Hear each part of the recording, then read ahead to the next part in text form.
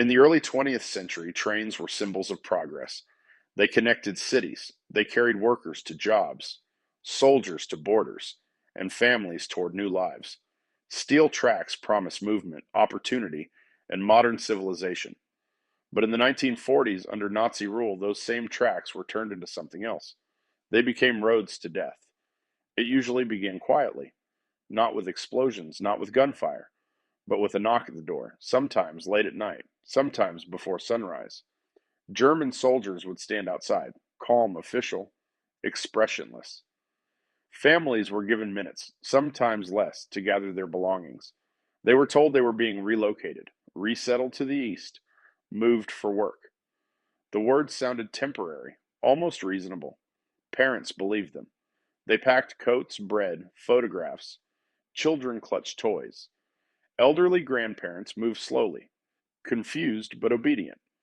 No one was told the truth. This was not relocation, it was removal. At the train stations, reality began to crack.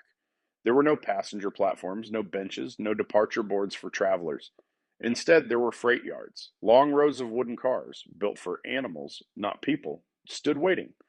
Iron locks, heavy sliding doors, no windows. Men, women, and children were forced inside. 80, 90, sometimes more than 100 people in a single car. The doors were slammed shut from the outside, and the train moved on. Inside the cars, time stopped making sense. There was no air, no water, no food. A single bucket served as a toilet. People stood pressed against one another, unable to sit, unable to lie down. The stench grew unbearable. Children cried for hours, then fell silent. Some collapsed, some suffocated, some died standing up, held upright by the bodies around them.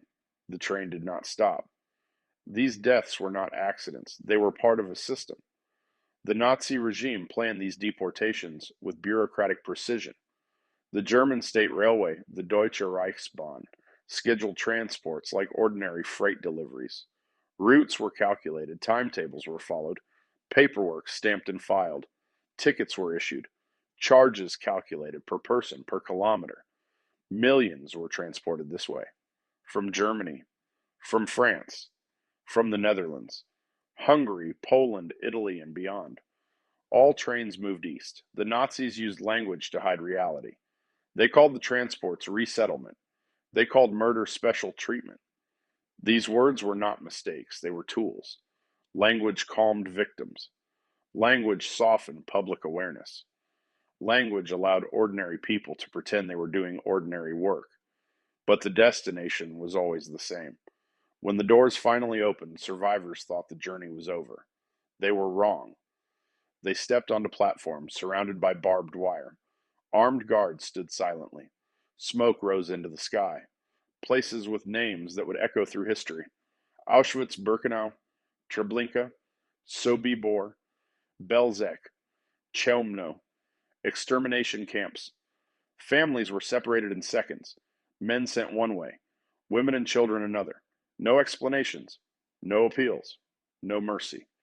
For most Jews deported after 1942, arrival meant immediate death. Gas chambers waited nearby, disguised as showers. Within hours, sometimes minutes, the journey ended. The train ride was not the tragedy, it was the delivery. Adolf Hitler never stood inside the cattle cars. He never closed the doors with his own hands. But he was the architect of the system. Orders flowed from the top. Obedience flowed downward. Millions participated, not always as killers, but as schedulers, clerks, guards, and engineers. The trains ran day and night. This is one of the most disturbing truths of the Holocaust. It did not rely only on cruelty, it relied on normality. Railways, paperwork, schedules, routine. Ordinary systems were turned into tools of death. By the end of World War II, 6 million Jews were murdered. Millions traveled their final journey by train. Steel rails crossed forests, fields, and cities while the world looked away. Some stations were busy, some were silent, but the trains kept moving. Today, many of those tracks still exist. Some are rusted, some still carry passengers, but they remain reminders. reminders that genocide does not always begin with violence. Sometimes it begins with paperwork, with language, with silence. The Holocaust was not only about camps, it was about choices, about how a society uses its technology, about how ordinary people respond to orders, about how easily systems built for life can become instruments of death. And that is why these trains matter, because they teach a terrifying lesson. Evil does not always arrive screaming, because sometimes it arrives quietly, on schedule, and right on time.